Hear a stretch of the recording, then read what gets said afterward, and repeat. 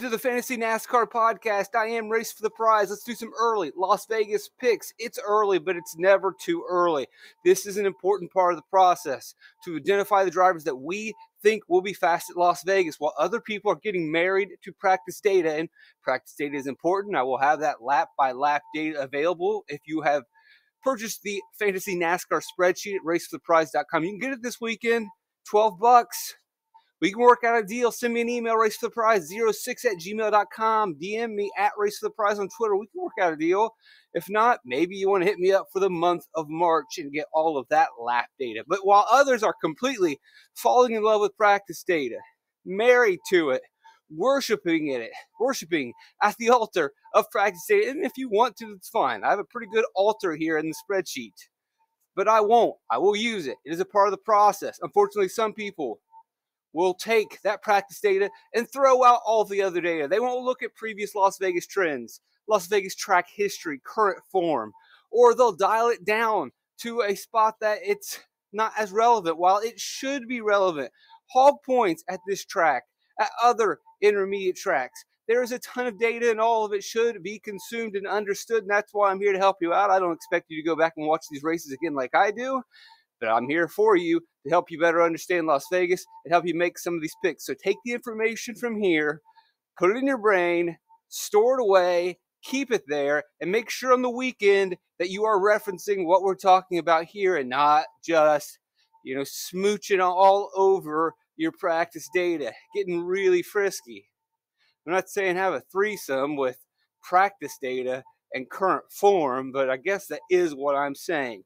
Let's look at who has been good recently.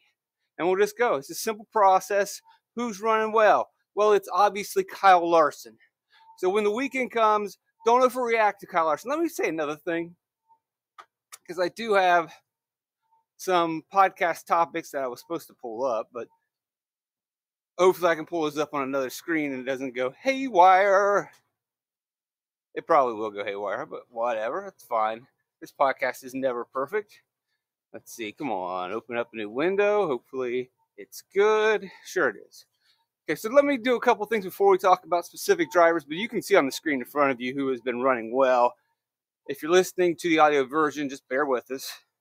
Larson's an obvious guy with a win last year. Should have won the first spring race, although William Byron really controlled the race. At the end of the last run, it was Kyle Larson, but then a late race caution comes out, and Byron steals a win that he absolutely deserved. Okay, let me just do a quick notes. You can't watch all the races. I understand that. It's nice to rewatch them, but then even in NBA or NFL DFS, people are not watching the races, so I just want to put it out there. If I give people a hard time, I don't even know why I mentioned that. Okay, practice data.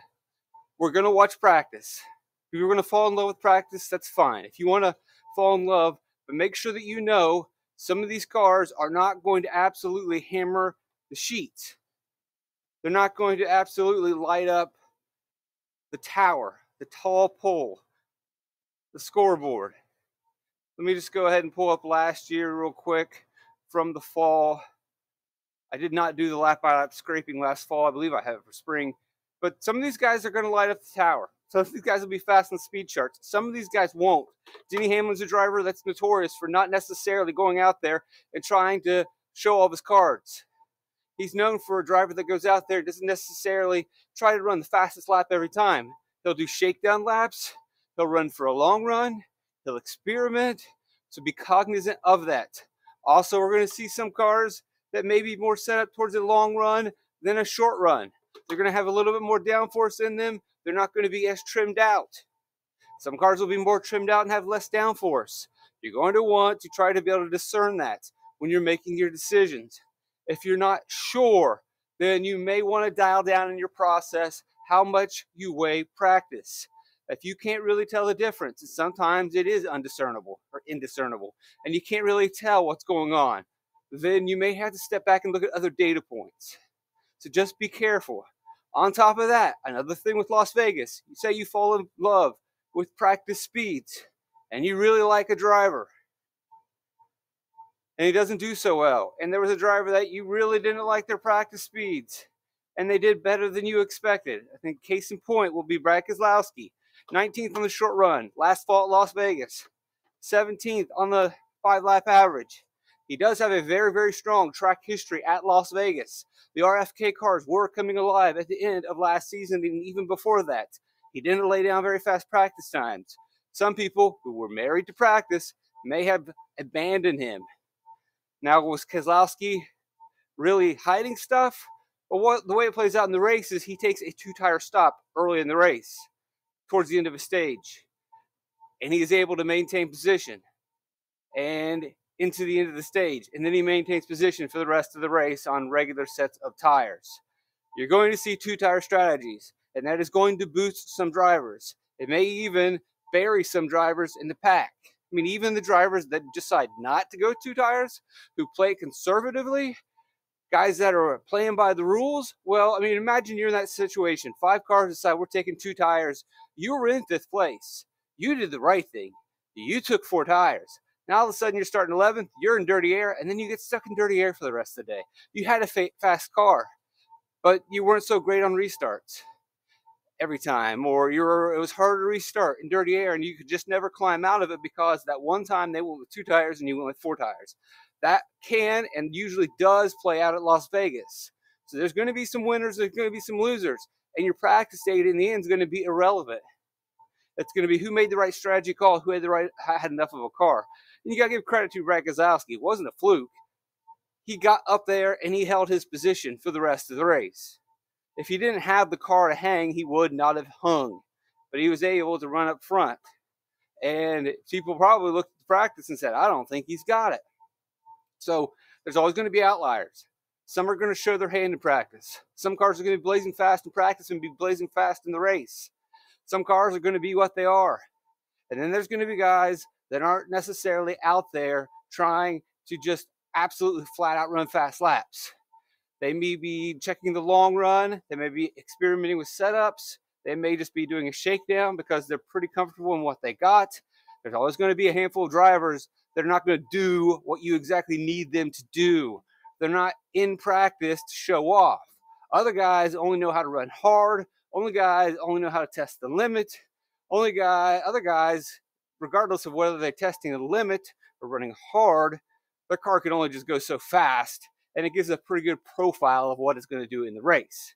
So there's some quick notes, give you some information. We'll go over practice times here in a second as we're identifying more of our drivers. But let's get back to our early week picks by looking at current track history. Larson should have probably won both races last year. 2nd, 10th, 1st. I believe that 35 at Las Vegas was when he and Bubba Wallace got into their fracas. Is that right? Anyway, Christopher Bell had great long run speed. JGR as a stable had great long run speed. That's not necessarily their calling card, but they have seen Martin Truex Jr. Denny Hamlin be pretty good at long runs. Either way, they were pretty strong at the very end of that Las Vegas race. Christopher Bell needed about one more lap and he would have won the race. Kyle Busch with a strong effort. There's that Brad Keselowski again. Yes, he used a 2-tire strategy, and I expect someone else will replicate that strategy and get up there. Ross Chastain finished 5th. 2 really strong performances in 2022. This is definitely interesting because if you remember the 2023 season, Ross Chastain wins at Nashville and then just goes on this massive cold streak. But here they finally refound that speed. And my idea there is that this is a track that rewards aggressive driving. It has progressive banking-ish. There is a fast groove on the wall. There is a groove at the bottom that they don't use as much anymore because of the bumps in this package, but it is there when you need it. They're mainly running the middle for most of the race, but there is at least 2 to 3 grooves you can take advantage of, and aggressive drivers can find a way to get around cars, and Ross Chastain fits that mold. Also, I'm going to write about this in my DK Network article this week. Not only does this track suit aggressive driving, but the next-gen car suits aggressive driving. You can kiss the wall on this thing and not lose speed. With this body now, unlike the Gen 6 car, an intermediate track 170, you can kiss the wall and you are still in contention. Kyle Larson pulled an amazing save last fall at Las Vegas. The car still got into the wall. He did have a little bit of an issue getting to the end of the stage, but they got the car back up to speed and he won the race. That also suits a driver like Ross Chastain. Ryan Blaney ultimately got DQ'd. He was fine. Not necessarily a guy that I'm in love with right now early in the week. Larson, Abel, Chastain. I shouldn't be as dismissive with Blaney, but I'm not quite there. William Byron, they absolutely had the setup in the first race. The second race, they were just off a little bit. That being said, they finished 7th, and he had a top 5 driver rating. Him just being very, it's playoffs, him being very harsh and critical of his car, wanting the speed that Larson has, wanting the speed that Bell has. He's competing for a championship. Otherwise, maybe it's a spring race, a lower stakes race, it could be a different story. Although this is a spring race and a lower stakes race, they're going to be back here in the playoffs. So this is a very serious race to take notes, to build on. Reddick, they kind of struggled with setup all day, but they still managed to get a top 10. Be a concern moving forward. He did manage 15 hog points here in 2022. I don't know how much I would worry about looking at 2022 results or hog points, being that those are some of the very first, well, at least this one was the fall. That spring race, that's one of the very early race, second intermediate track race in the next gen car. That's where we had Fontana the week before, which was kind of a mess, but it didn't ultimately end up as messy. Practice was kind of wild. And then Las Vegas the next week. So I would be a little careful with that data. 2023, I'm much more comfortable leaning on. And you can go much deeper in the Fantasy NASCAR spreadsheet to 2021. You're getting into different packages, though, in 2021 and 2020 and 2019. So you got to be careful with going that deep. Like going back to 2016, 2015, we got a different package from 2016, from 2017 to 2018. They keep taking away downforce. Then in 2019 and 2020, you have the crap package. Then in 2021, we're back with some horsepower and low downforce. And then 2022, we take the horsepower out and low downforce. So you just got to be careful. Last year's data is probably good enough. Truex had really good long run speed, and you'll read about this in my DK Network article. You can almost always figure out why Truex may struggle in a race if he doesn't have as good as a result as you think. He always has long run speed. JGR, as I mentioned, had long run speed, but Truex over the last several seasons has really struggled on restarts. And if you read the article that I tweeted out, he mentions that. It's always the case. So he concedes positions on a restart, loses 3 spots, and takes the whole run to get those spots back. He just is not great on restarts. We saw this happen to Jeff Gordon at the end of his career. It's really tough to roster him as a hog. But once he falls back in the pack, he could probably restart with the best of them in the front 2 or 3 rows. But once he gets back in the pack, he really struggles. He's not comfortable back there. He's not comfortable in the dirty air on restarts. And it almost pretty much blows his races. So it's very hard to roster Truex as a hog. Hamlin, on the other hand, kind of some of the similar situations, just battling traffic, ultimately has a decent day. I'm more apt to roster Hamlin in terms of intermediate tracks, and hopefully we have time to go over that. One of the highest Dietrich data score rankings. We'll go over that later. Chris Buescher had a pretty good car, had to work his way out of trouble multiple times. Could have probably finished a lot higher. Probably could have finished close to the top 5 had he not had to work through issue after issue. Got buried in traffic, had to deal with stuff back there. The RFKs were ultimately pretty fast. Going through here, Suarez ends up being one of the bigger plays last fall. He started dead last because he got into a wreck in practice. Another thing worth mentioning would be Chase Elliott was kind of chalky, fast in practice, gets in an issue in the race, has to start in the back, then wrecks in the race. All these guys have issues in the race. Eric Jones has an issue in the race. And then these other guys pretty much just run where you would have expected them to run based on the practice data. So again, just to wrap up this by looking at track history, I like Larson, Bell. You kind of like Busch racing in his home track. The RFKs are fine by me. Much more higher on Ross Chastain. I don't know why I am dismissing Blaney at the moment. I would want to dig a little bit deeper, but I mean, Blaney head-to-head with Larson or Bell. I'm going Larson and Bell. Blaney head-to-head with Chastain. I'm going Chastain. Neither of these drivers actually put down very many fast laps. I would definitely take Byron. Like I said, Truex and Hamlin definitely have to speed. Hamlin did a two-tire strategy that helped him out for a little while in that race.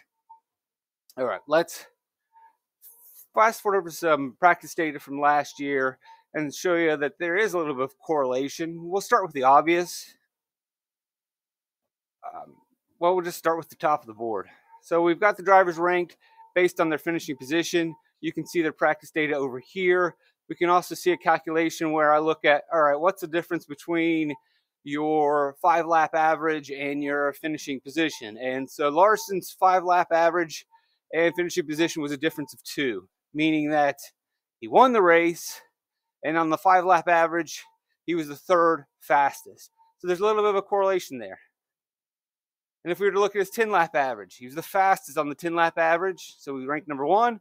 He won the race, so that's perfect. What we're trying to identify here is, can we look at practice speeds and then basically superimpose them on the race, saying, oh, I'm fastest in practice, I'll be fastest in the race. Well, it's not going to be that perfect, but sometimes you could say, all right, if you were running in the top 5 in practice, then you should run in the top 5 in the race. If you ran in the top 10 in 10-lap averages, then you should be somewhere around the top 10. It's not going to be exact, it's not going to be perfect, but it's going to allow us to narrow it down and try to project and figure out where these guys are. And you can see that data here. If it's green, it means their practice was pretty close. If it's yellow, their practice was semi-close.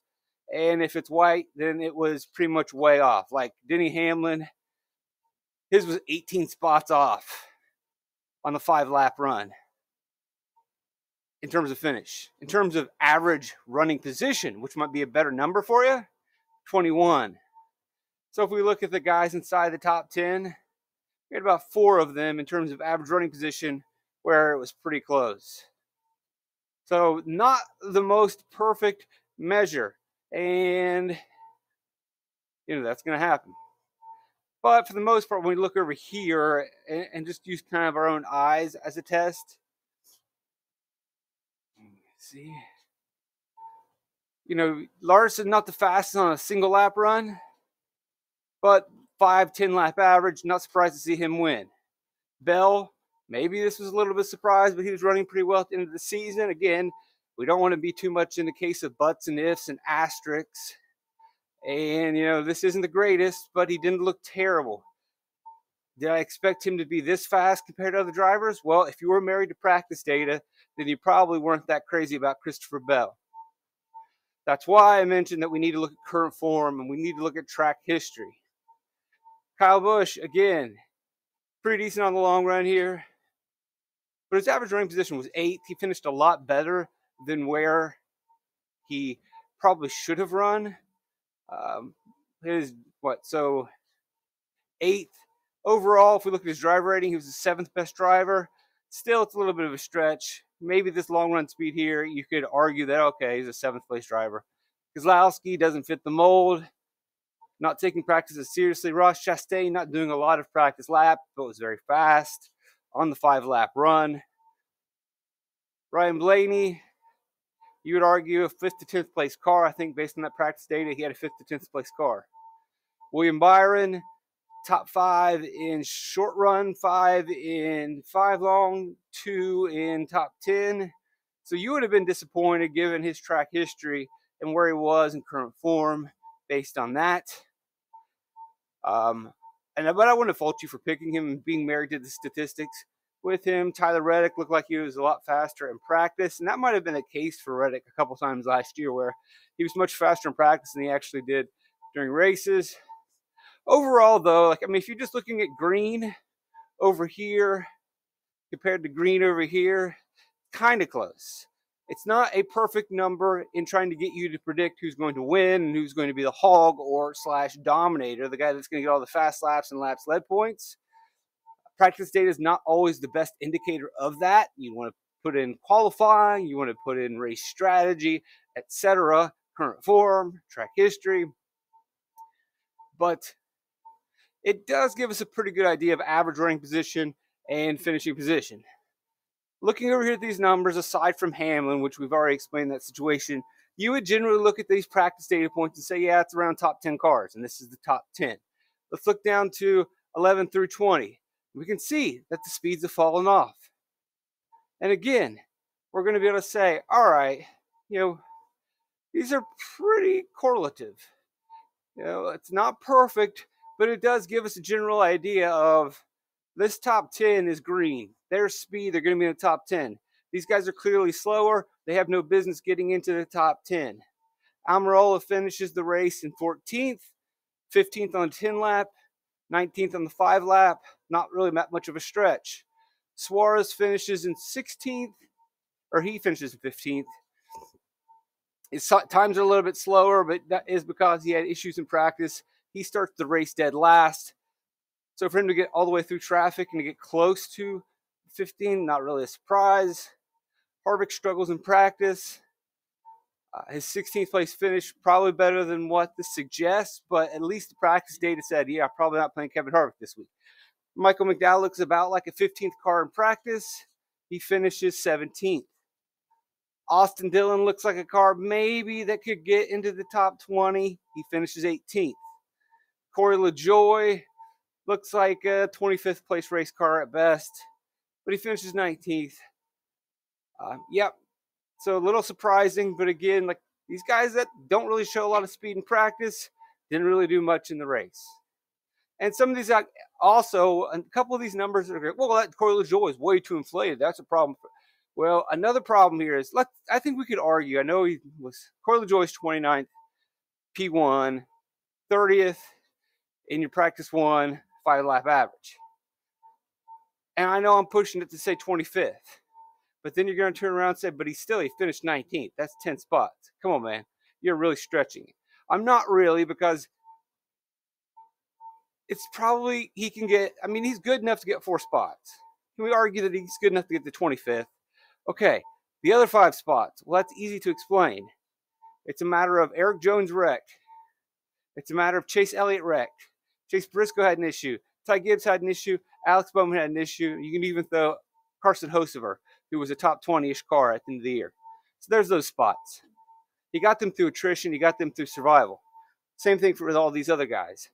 Their finish is going to be slightly higher than maybe what their practice day suggests, not necessarily, mainly because they just didn't wreck. And they got some attrition points. So that's it for practice. Let's look at some intermediate track data. Again, we're just trying to identify some speed for later in the week. So this is Dietrich data where I look at top 5, top 10, top 15, top 20, top 25, top 30, top 35 laps, laps led, finishing position, average position. And I run some numbers and try to rate a driver on a skill on a score of 0 to 100.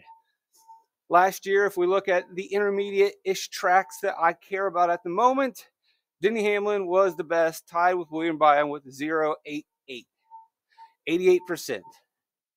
We can look and see that Hamlin kind of struggled down the stretch. Maybe I take Phoenix out, but I'm going to leave Phoenix in the numbers. Byron pretty strong at the end of the last year. All of them are going to have a couple numbers that drag them down a little bit, but for the most part, that's just going to be the case. Kyle Larson, a very strong close to the season. Darlington, Kansas, Texas, Las Vegas, Homestead, Phoenix, all above a 90%. If we're spinning up, we want laps led, we want fast laps.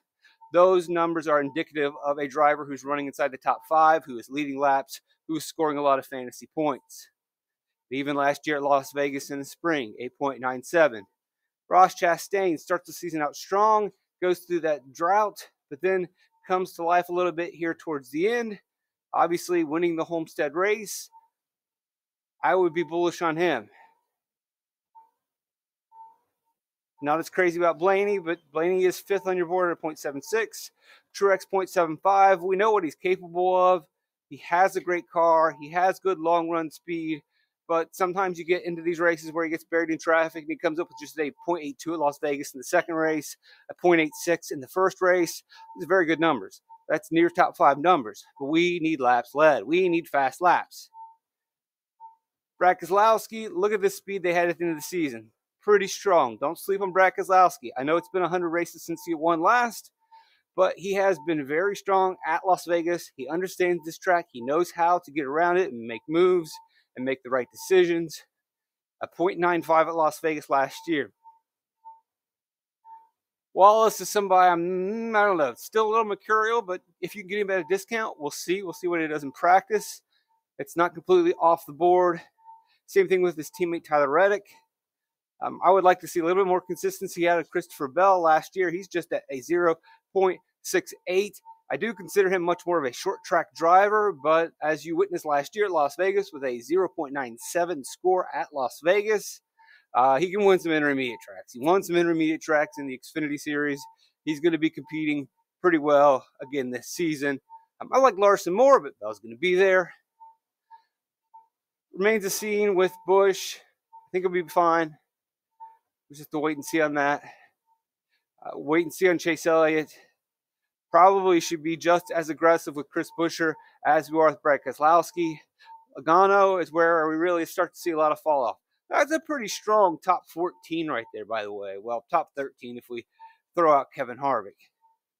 But we all know Logano struggled last year, and that's where I start to say, all right, these are the guys that, they're top 10 drivers, but they're not necessarily the lap leaders consistently like we need. But if you get them at a discount, you can. Now, that being said, Joey Logano and Penske being sponsor connected to the Penske Las Vegas race, there's always those shenanigans. But even that, we have seen Logano run really well at this track in the past, in 2022.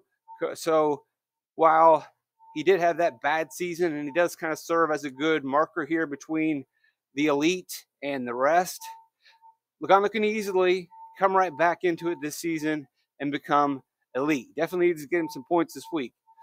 Ty Gibbs, another perfect example. He is not a part of the elite, but he is capable of getting there in that car.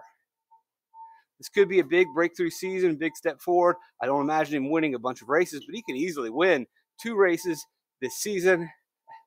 Don't count him out. Don't rule him out. Again, he's right there on the other side of the wall, like Logano, but he could easily jump it. Alex Bowman, other side of the wall. He could easily jump it. You look back at Las Vegas last year, a 0.94 in the spring. Was last year that it was a 1-2-3 finish in terms of the DFS scoreboard for Hendrick Motorsports. Eric Jones, I think, is a little bit further back from the wall. I think Suarez technically would be a little bit closer, but shouldn't sleep on what Jones did in the last season. And maybe we should give him some credit with a 0.77 at Darlington, although Darlington's kind of his jam. 0.83 at Kansas, 0.83 at Texas. And you have to remember, this was a lame duck team. They were switching over to Toyota at the end of the season. So for them to have speed that late in the season at Legacy Motor Club, it's very interesting because they probably didn't have the best equipment at that moment. I would argue that they did not have strong competitive equipment and that he was just driving out of his mind. And so if the Toyotas are okay heading into the season, and that's a big if, and I should have touched on that earlier in the podcast, we haven't had to worry too much about the new Toyota. We haven't had to worry much about the new Ford body design at Daytona, at Atlanta. That could very well be an issue at Las Vegas. We're going to have to be cognizant, and I'm sure the media will make us aware that that is something that we're going to have to circle around and think about. Now, I was mentioning that because I would say that Eric Jones Toyota, it's early for the team, so they could struggle in their new Toyota, or they could just simply be a lot faster and have better equipment than they did at the last of the season. Practice will give you a little bit of an idea of that. Suarez, again, a couple steps back from the wall. Ricky Stenhouse, handful steps back from the wall that separates the elite. He may not even be in the next group down, but maybe he gets a running start every once in a while and jumps over some people. AJ's not going to be there, and I would say Daniel Hemrick is a downgrade in that car. Eric Almirola is not going to be here with us, but Gragson will be in that car, and it was around the 15th place car. Can Gragson get more out of Almirola's 15th place car? That remains to be seen. And it could be a serious problem if the Fords do struggle with the new body type at the intermediate tracks. So there's a bit of a concern there too. Michael McDowell in front row has shown some really solid trimmed out speed so far. And they could do that again this week. But if they continue to trim out at Las Vegas, then that's going to spell doom and disaster. I would be worried about that. at just a .31 last year at Las Vegas. Okay, I don't think I need to go any more into that. Last things, anything else that I want to talk about in terms of Las Vegas? We'll look at the optimals real quick. We'll look at some optimal lineups really quick. Again, racefortheprize.com if you want to get access to this fantasy NASCAR spreadsheet. Maybe you just want to make donations and say I appreciate the videos. Maybe you just want to hit that like button right now. Hit that like button. Subscribe, share. PayPal.me/Pierce Dietrich. Venmo.com/racefortheprize. Cash.app/moneysign Pierce Dietrich. You can donate at any time. You can send that money over at any time, and I'll give you access to the fantasy NASCAR spreadsheet. Maybe you want to get it for weekend Las Vegas. Maybe you want to get it for the month of March. Stay in the loop. Leave comments, whatever. Let's look at some optimal lineups as we wrap up. Last year, this is a quick and easy way to see it, but I don't necessarily like this one as the best way at looking at fantasy points. You can see top 10 scores. So 10th place scored 36 fantasy points last fall, and the highest was 109. You can see the place differential. You can see their hog points. You can see their actually finishing position to get an idea of, 65% of the points scored in the final tally of 584. So 378 points were finishing position points. The total is 584. So the majority of points scored in the top 10 were finishing position points. Just barely 10% were place differential. Not a lot of place differential finishing inside the top 10. Hog points were almost a quarter of the points in the top 10. So you have that to kind of give you an idea. And this 47 is your average score of 4th to 10th. So if we're looking for those value drivers, if we're looking at those drivers that are going to try to round out our lineups, and we're trying to project how many points we need, 47 on average was 4th to 10th. So basically non-hog drivers.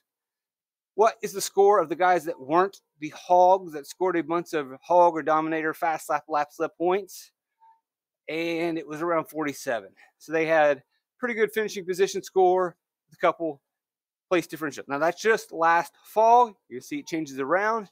But again, you're going to see the general trend of finishing position points is 64. So obviously we're going to need guys that are going to finish up near the front in terms of top 10. Now this is top 10. This is not the optimal lineup.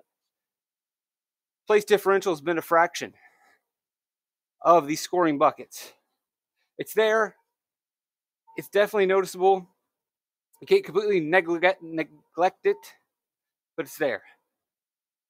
Hog points, definitely something you need to target. Was much more valuable there. Now, let's look at the optimal lineups and see how those scored out. And then we'll look at a little bit more. So last year you had Kyle Larson, obviously with 63 hog points. You had Brad Keselowski, 18 hogs, 17 place differential. Christopher Bell, 33 hog. Keselowski's a little cheap, but not much. Then you got Ross Chastain, get you a little place differential, get you some hog points, get you a finishing position, ends up with 51. Pretty affordable considering, or pretty affordable, and that was because Trackhouse was not really running the best end of the season. You had Daniel Suarez starting dead last. He gets you 21 place differential points. And then Ty Dillon is just there for salary relief. There were better value plays, but you simply could not afford them. 5,100 Ty Dillon, he doesn't do anything. There were better values. I don't even know if Ty Dillon had a top 20 value day in this race. We can check that in a second. But you just had to play him to afford these big boys in the optimal. Hog points were a big part of this optimal lineup. Hog points were a big part of the spring optimal lineup, with William Byron taking 71 home, Kyle Larson taking 34 home, both finishing at the top of the board. Alex Bowman, top of the board, scrapes off some fast laps, also gets him some place differential. Then we got Justin Haley.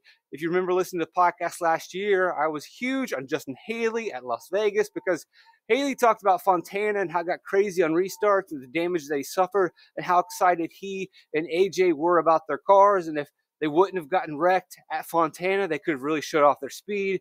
And wouldn't you know it, the next week at Las Vegas, they showed off their speed. Haley had a big day. Bubba Wallace just has an okay day, but he still gets to 53 fantasy points, 9 place differential points, finishes up near the front. Austin Cindric, a little undervalued. Solid finish, couple place differential points, ends up in the optimal lineup. Total of 411 scored. Hulk points, again, are almost a third of the score. And place differential takes a back seat. If you want to look at 2022, it's a little bit of a worry. Numbers are different. It was that first year in the package.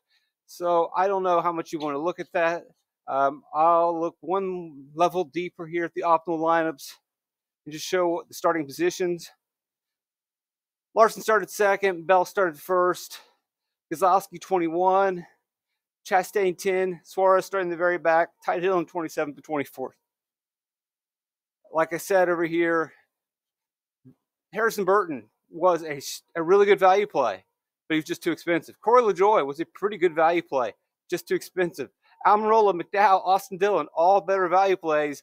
You just couldn't get to them and get Larson, Kozlowski, Bell, Chastain.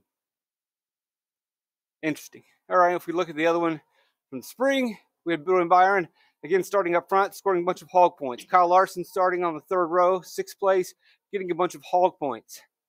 Alex Bowman just missing the final round of qualifying, but in the end, he's able to get to 3rd place in the race, scrape off some fast lap. Hendrick kind of had a thing there. Haley, 27th to 8th. Bubba Wallace, 13th to 4th. And then Austin Cindric, 9th to 6th. That'll do it for the Fantasy NASCAR podcast. Thanks for joining me. RaceForThePrize.com. That's where you can get all the information you need. Like, subscribe, share. I'm blessed to have you guys around. Love you guys. Trip to Light's fantastic.